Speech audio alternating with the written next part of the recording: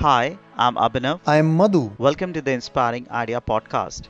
We interview people from across the world and share their life stories and success formulas with our audience. We hope this will inspire you to achieve your dreams. So, let's get the show started.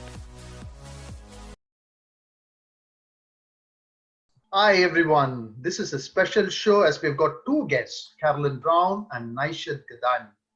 They have recently reached a great milestone of 100 daily LinkedIn live sessions with a core objective of spreading hope and optimism, which they've coined it as Hoptimism. Carolyn and Naishad, welcome to our show.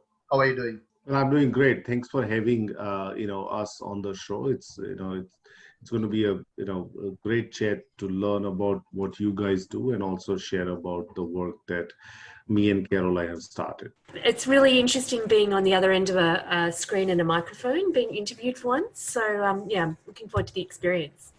Excellent. And in fact, we are very, very curious to know how did you guys come up with this concept and what's the purpose behind it? Sure, I think it started with as we say, necessity is the mother of invention. It started because especially I was in lockdown in India, and I had the time of I had the whole day doing nothing over there because we were not allowed to even go out of our apartments. So what do we do? So me and Caroline, had a brief chat, and we thought, let's do something for the job seekers because at that time, the COVID lockdown just started in Australia, and we started to hear some absolute, catastrophic news coming out of Australia about the job losses, and it was just too mind-numbing to hear. So we thought, let's start to do some show.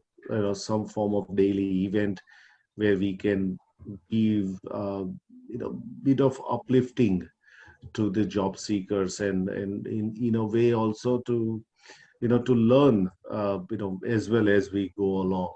So that was the whole intention. We did not anticipate at that time how quickly it will be received by the audience. Yeah, it was. I guess Nish and I have been talking about doing something together for a long time, and I love that saying, "Necessity is the mother of invention." I can never remember it, so thanks for rolling that in, Nish. But yeah, so it just seemed like the right thing to do because we knew that everybody was struggling. I remember waking up in the morning and going, "Gosh, if I can't give something back with the experience that I've got right now and help people, there's no point doing." What I actually do. And I think from the very first show where Nash pulled in Alan Gattenby, who is a really experienced outplacement coach, I just got such a boost of confidence and inspiration in listening to him that I really thought it was something great to carry on with. And so I think the challenge was really not to just call it LinkedIn Lives daily at 3, but to actually give it a concept that people could engage with. And that's why, we came up with the name Career Care Package, because a care package is something that you give to somebody when they're in trouble. And it's a whole bunch of goodies inside. So, that's where the actual name and concept came from. And then the first few weeks, I think we were kind of scrambling in terms of guests and ideas and how to structure it, but once we got into a rhythm, it progressed from there. That's great. So, what's the purpose for career care packages? So basically, it's to give people, Nash coined that great phrase, hope and optimism, and it pretty much sums up what it is. It's basically to be there regularly every day at 3, because I think that when you're looking for a job, to have some routine is really good.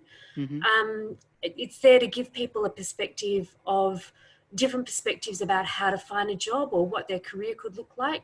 And then I guess there's been another thing that's come out of it, which is there to provide a community for people to connect around. And, not just the people that are listening to the show, but the people that are our guests and the guests with the community as well. So it's creating some opportunities for people in that kind of sense as well. If I go, KB's perspective on this, because we decided that if we want to share, any information, any content, if we just talk about purely about job seeking perspective, I think me and KB would run out of ideas in 2-3 weeks time. There's nothing else to talk about. That's true. True. Because then it is up to an individual to go out and apply and practice those strategies. So we took a different route on that, and that's why we went to experts on various topics, because I think at that time what we were observing is that it wasn't that people have lost the jobs only, but it is their confidence has gone down. They're dealing with, they're questioning a lot of things about their career and what it means. And, there are so many different aspects that people were experiencing, including myself too, because I was also at the same time was asked to go on an unpaid leave from my company. So eventually when I come back, I would not have a job.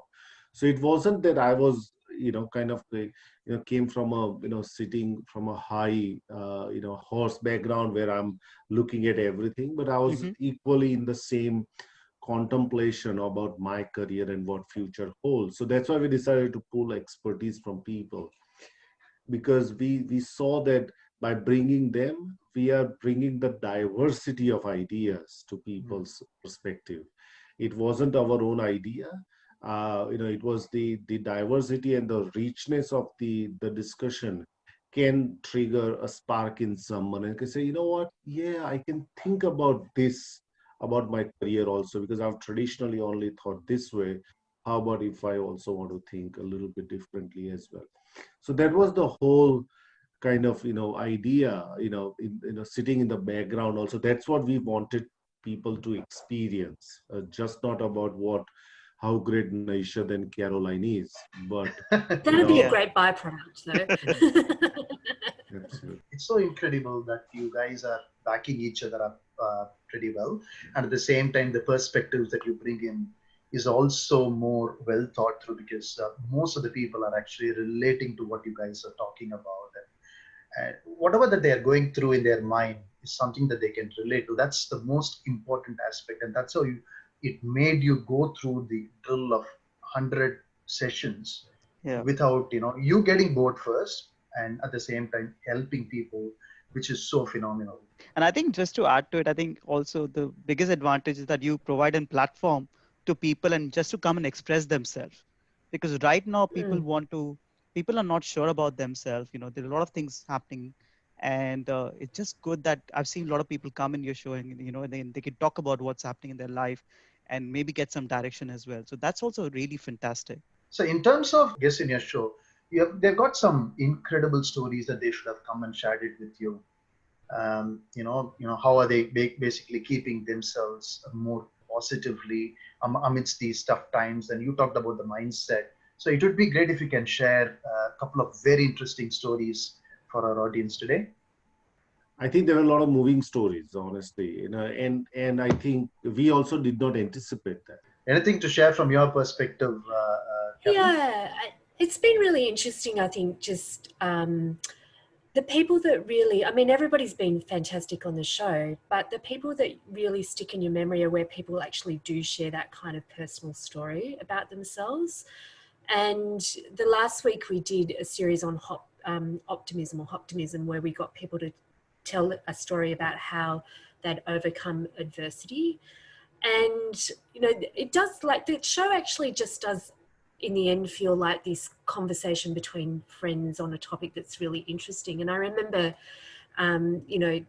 we had, I think, 4 or 5 guests each time, and at might have been the last show where we had TJ talking about how she had been made redundant a few times, but at one time she got the opportunity to spend some time with her mother before she died.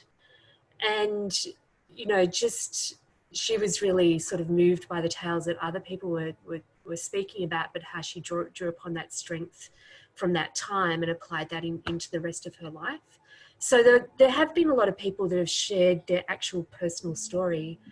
And I think that's been the most inspirational part of the show, or the most real part of the show, because it's not just, people are talking at people about ideas. It's like, this is what's happened in my own life. So we've had people like Laura Waters, who trekked across the full length of New Zealand over 5 months, Wow. which is an amazing story.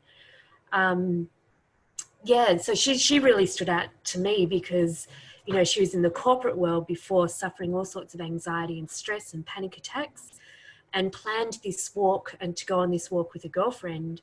And the girlfriend pulled out after the first couple of days, and she ended up doing it pretty much by herself, and discovering all sorts of insights about, you know, herself along the way. And it was a nice story around actually, you know, changing your life not by doing something mentally, but by actually taking yourself outside your normal environment and putting yourself in the, you know, rugged mountains and icy crevices, and, you know, discovering courage within yourself. So her story, you know, really stands out to me. Awesome, fantastic. These are really good stories. What big lessons have you learned from running this show? I reckon, I think that the fact that with these things, you can talk about them, like you guys would know with your podcast, you can talk about doing them for a long time. Yeah. But, and I mean, before Nation and I were doing this, I was randomly writing a blog post once a month and finding that really hard. But actually getting into a routine and spending a couple of hours a day producing something like this, and you can produce something really of quality really quickly if you don't overthink it. And it's just actually possible to do something like this consistently. Whereas I don't think I would have been able to do that before just jumping in and doing this. And then there's a whole lot of other lessons around just asking people, and people will say yes. So, Yeah. Yeah, and that's what has happened with you guys, right? yeah, yeah. So, you know, not to be intimidated by who you might ask, and you know, who might come on your show, and who might not as well. So yeah, but there are two things that spring to mind for me. And it's fascinating, right? Because you talked about the consistency bit, and I would add the involvement and consistency are, you know, basically two traits where it makes people really successful. And I'm sure the stories that you would have heard from the 100 episodes is pretty much resonating that particular set of traits. And how about you, Naishad? And what was your learning, buddy? I think there are many in no, but if I can probably take where KB spoke about is asking, reaching out has been the biggest one, because I have reached out to people such as Victor Purton is one of our star on the show, and he runs the Center of Optimism, and I reached out and I crafted a message, and he immediately said yes to come on the show. To some of the interesting people that I'm also now reaching out, I think that was really something that I learned out of it. And also starting something, also giving it a go, as we say, pretty Australian, give it a go. And I think that was Mate. important. We knew the risk around our reputation as well, Yeah. because it's a public domain, right? If we could fail publicly, and people will say, nah, these guys are not good. So we were taking a risk in that sense as well. But it was worth taking that risk at the same time. And, there are sort of, 15, 17 things that I wrote down. What did I learn out of? But if I can add also one more thing is, having fun also on the show. It's not that, consider that when you run something publicly every day, me and KB, sometimes we don't really have a great days on that particular day, right? But I think this has helped us to put that aside for 45 minutes and get into that zone and deliver a message as well. And sometimes, most of the times, I think I also end up learning something new about careers and how people think about their careers from some fantastic, guests as well. So it wasn't just about that the audience learn,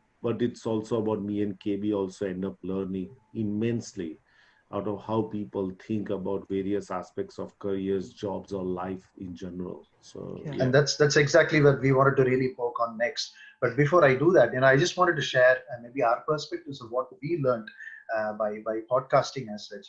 Be it sound editing or be it improving our communication skills. and putting ourselves in a, I mean, the point that you mentioned about forcefully putting ourselves in unforeseen circumstances, that's something that will really make you adapt to different kind of situations better. And at the same time, we can also inspire some of the younger generation. My son is talking about starting his own podcast, for example. He's 12-year-old, and that's so fascinating that you're actually inspiring the next set of people, the next set of generations as well. And what was your learning, Abhi? I think one of the biggest learning is beyond the technical skills and the soft skills is time management, because we both have a full-time job and we try to do this during the weekend, and like it takes a lot of effort, and you just need, and we got our own Kanban board of all what we have to do and how we plan things and how we research and how we contact guests and we create our own script. So I mean, like we're doing so much and we're learning. And as Naishad said, it's very important that you need to have fun doing it. Okay, because that will keep you going. Because if you get stressed out, you'll burn out very soon. So me and Madhu try to keep challenging each other, but also making sure we're having a lot of good fun while doing our podcast. Last Sunday, for example, one of our guests who was planning to come on Monday, last Monday, decided that he cannot. Okay. Right now, you can't produce a guest in 24 hours, right? If That's you, true. so that forced us to think, okay, so now we can't find a guest, and it's just too selfish for us to reach out to a guest and say, now can you come in tomorrow, just because we have a problem. It doesn't make people feel important. It's like we're desperate. Exactly. So we decided, let's do something. No, that's right, KB. And then, so we decided, what do we do? So that's why we came up with the idea of showcasing resume renovations and how it actually works, and what are some of the really intricate things around creating a resume that works. And then I think people loved it, and then so that gave us an idea that now we can do similar kind of stuff, moving forward as well. So I think this also gave us the opportunity to quickly think on our own feet. Okay, how do we make this better now? That's beautiful. So now, having talked about what you guys have learned, why don't we shift the dial to what are the key takeaways for the audience from your show? And did you have any specific set of feedback? I'm sure with tons of messages and likes and claps and whatnot in your posts, there should be a lot of people who have been hugely successful just by following some of the things that you guys have gone through. And if you want to share across some of the top 3 or 4 items that the audience have actually taken away, what would those be? Maybe we can start with Naishad. I think a lot of people have, sent their personal messages about how it is beneficial. I think a couple of things, if I can say. First is that their views about their career and the way that they thought about their career really expanded a little bit more, because there are standard beliefs that we have about careers and jobs and employment. How do I go and find that? I think what this program has done is that has expanded their view. Now they started to include some other activities and other thinking that previously they did not see possible. And second thing is that it also created kind of a tribe also within them too, because we have seen, and KB would probably agree with me, is that they have also interacted with each other too. And they felt that they are part of a tribe where they can also reach out to each other, because it's like watching a Netflix together, right? Yes. But you are watching it from different ends, right? And you can see, this is how it made sense to me, and now this is what I learned out of it. So I think these are the two things that people have consistently shared, their views about how it has benefited them. That's a nice summary, because TEAM, if you look at the abbreviation for that, together everyone achieves more, right? And if you're part of it, that's super awesome. And from your perspective, Carolyn, what would you think? I think, very similar to Naish. I mean, we've always been pushing the idea that like networking and taking responsibility for your career and thinking that being sort of entrepreneurial and that type of thing. And I think by default, like people have been communicating and connecting in the audience, and absorbing that message, and also, you know, seeing other people connect in the audience, and then they go and connect, and so forth. And I think that's one thing that people have really taken out of it.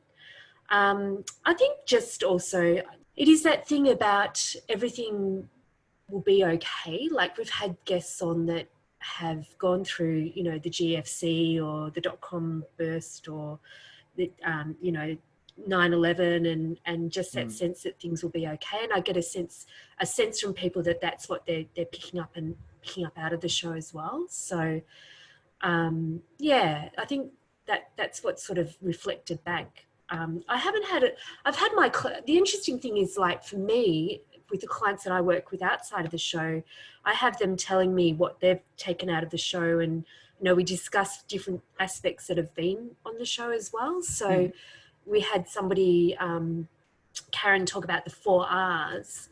And, you know, a client I was working with this morning is saying, now let's go on to those 4 R's that we were talking about. So, you know, but yeah, I think people do take their own thing out of it. But I think just going back to that point around, we're setting an example around being visible and connecting, and people are picking that up themselves and following that, I think. So that's been my observation. In fact, the LinkedIn itself, what we have been observing, Avi and I, there are a lot of true stories coming out of it. And if you're able to go and ask people for help, there's always people to support. I think LinkedIn is going to be probably one of the best forums where people can collaborate, create ideas, and then make a career out of it, and make a life out of it, and be more happy.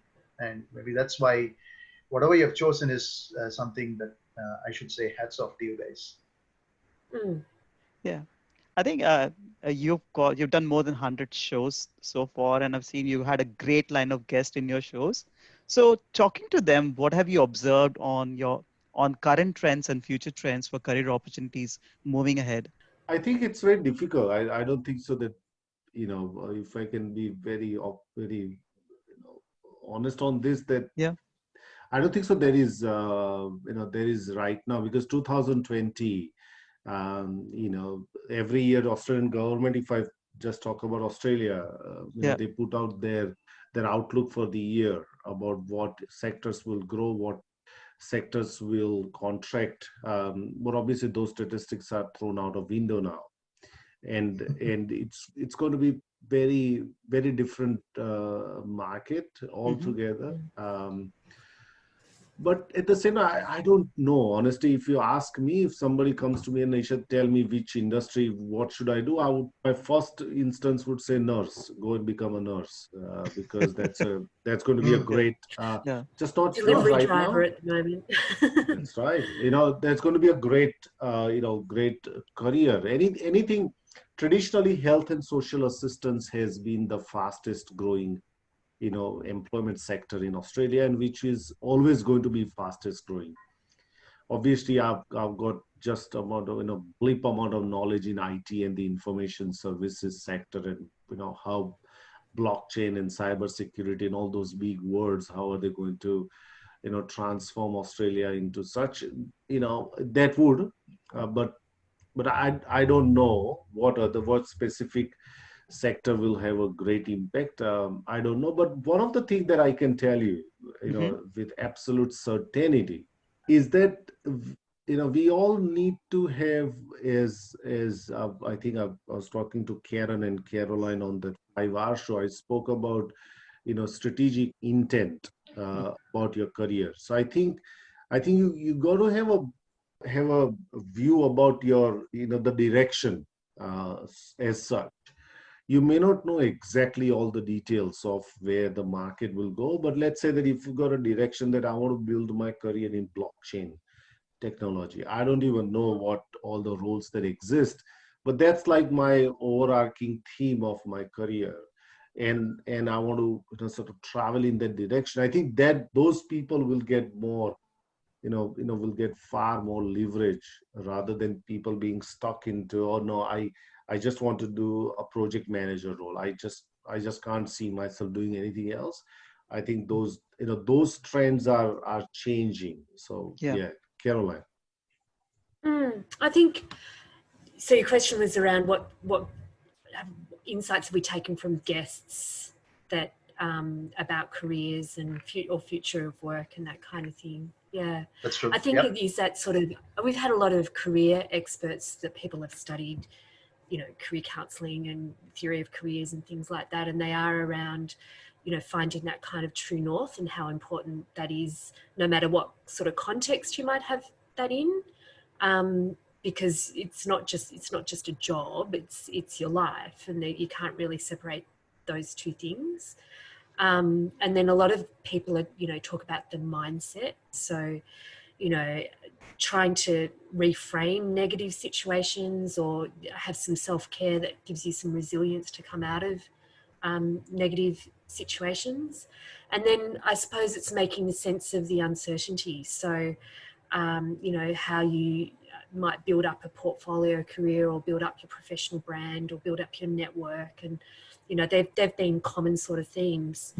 But then there's been people that have achieved goals in different ways. So, we've had people that are quite a few TEDx talkers on the show whose profiles have been propelled from doing that kind of putting themselves out there. So, how people have been able to create their own sense of their own professional brand that people can connect and relate to. So that's sort of quite forward-thinking careers stuff that has come out of the show, and the need to do it. So, Nash is saying, well, what jobs are here for the future?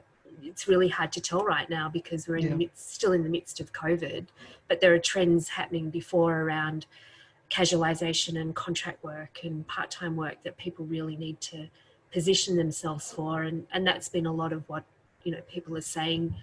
The experts that we've had on the show have done that in different ways in their themselves, and talk about that in different ways as well. So that's been my main take out of it. And most people that we've had on the show it's not just a job. Like, that's the big thing, I think, is it's not just a job. It's what you do and who you are and who you serve, and how the people that we've had on the show have embodied that, I think, because they've been prepared to come on the show and they've created these careers for themselves, or these small businesses for themselves, or these brands for themselves. And I think that's a big future trend that's been obvious that those guys have been expert in. That's a very good answer. In fact, when I kind of analyze what you guys have just said, there are two things that came out very evidently: learnability and adaptability. So I think those two are the wonderful traits that we should basically look out for. And you don't have to figure out what you want to do. Rather, if you have got that open mindset, come out of that negativity, and then have that full focus on what the world is taking you to, and then be open.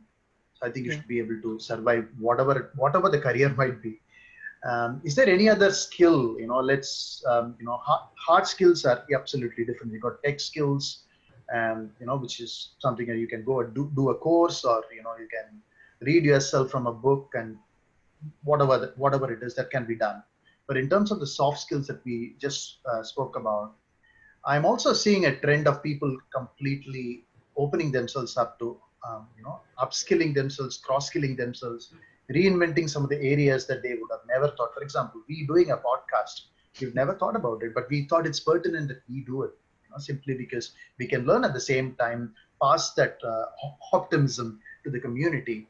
Is there anything else that you feel that, primarily on the soft skills aspect, we call it as emotional quotient, we call it as passion quotient and whatnot. What are the other trends that you are seeing? And now it's NQ as well, right? Network quotient. I think you've nailed it. I think it's the ability it's a little bit of courage, I suppose, courage and curiosity. And that mindset is that, that can-do mindset that actually goes, well, I can take control of a situation, or I can have a go at this and see what happens, versus it never occurs to me to do that. So I think that kind of can-do type skill is a good skill to have, and the ability to network in different ways. Like, what you guys are doing in a podcast is a way of networking with people as well. So absolutely. Definitely that, and also not to be afraid of technology and not to be afraid of things like LinkedIn, for example. So the ability to just jump in and show a bit of courage in terms of putting something up there and putting yourself out there a little bit, I think is because, you know, we're in a global marketplace. We have people all across the world will listen to your podcast, but also, you know, listening to Career Care Package. And so we have global opportunities in terms of the work that we choose to do. So, you know, you never know what comes from these sorts of activities. So I think that's a big, you know, the ability to just push yourself out of the comfort zone a bit and just have a go. Doesn't need to be perfect. Will put you ahead of a lot of people that just don't. Beautiful. That's fantastic. I've seen that you've packaged your LinkedIn live sessions into podcast episodes. And I think this is a master move because the content is so rich and it gives a benefit for the people to go and refer to it. Having done that, what are your future plans to help the community? Well, the future plan is to come on Netflix. Is the future plan is to have our own show, Yeah. like how Patriotic Act or anything else. But why not? I think I was just I was just browsing through. My kids wanted me to get Disney Plus so that they can binge on Marvel movies.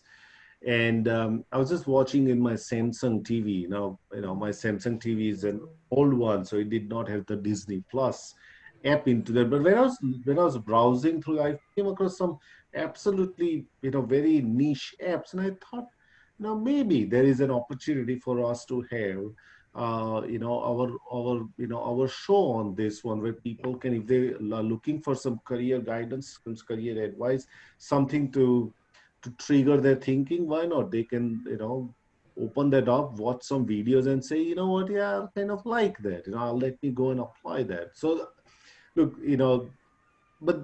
but I think there is an opportunity. Now, it's still an evolving thing for us. We haven't me and Caroline, come from very different life experiences also.